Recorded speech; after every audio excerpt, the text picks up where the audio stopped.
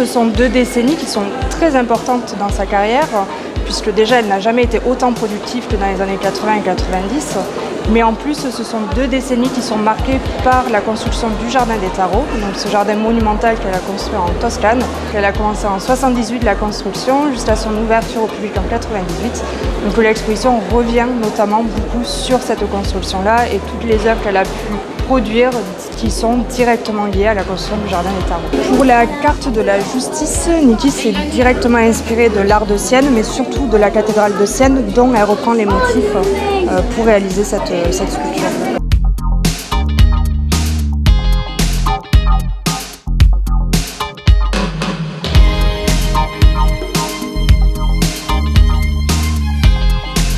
Elle s'était toujours revendiquée comme féministe, ça depuis les années 50, mais là dans les années 80-90, on a vraiment un engagement politique et social qui est très réaffirmé. Déjà son féminisme, mais au-delà encore de ça, elle s'engage dans plein d'autres combats, dont la lutte contre le sida, le réchauffement climatique, le contrôle des armes, etc.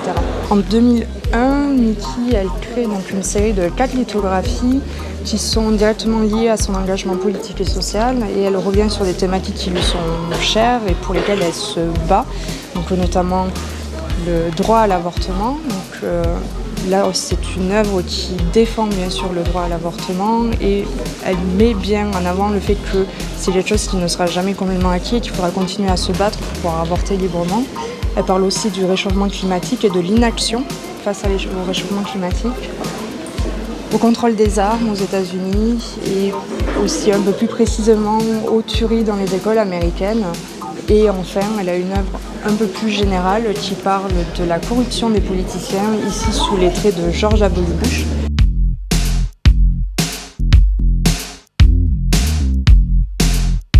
C'est assez incroyable de voir qu'elle a été tellement avant-gardiste en fait sur plein de choses, notamment dans ces engagements-là. C'est aussi un petit peu triste de voir que beaucoup de choses n'ont pas beaucoup évolué en 20 ans. Ici, on est sur une œuvre qui s'appelle La Peste et qui représente le virus du sida. Dans les années 80, les artistes faisaient beaucoup de liens entre la peste et le sida, d'où cette représentation un petit peu particulière.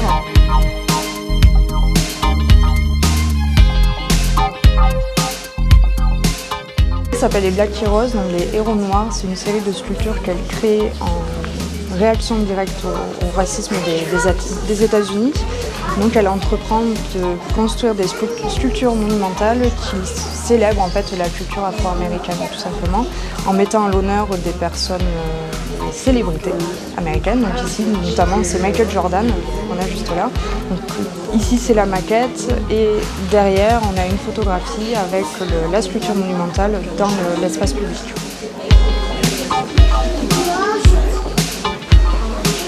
Elle a créé toute une série en fait, de produits dérivés, dont le parfum, les nanaballons qu'on voit très bien ici à l'entrée de l'exposition, mais plein d'autres choses aussi, des foulards, bref, tout ce qu'elle pouvait. Donc ça partit au départ dans les années 60 du principe de rendre l'art accessible pour tous et pour toutes, puisque ça a toujours été un peu un de ses combats aussi de sa vie. Donc elle a commencé avec les nanaballons et ensuite elle a décliné en plein d'autres produits, dont le parfum qui a été là aussi majoritairement pour financer le Jardin des Tarots.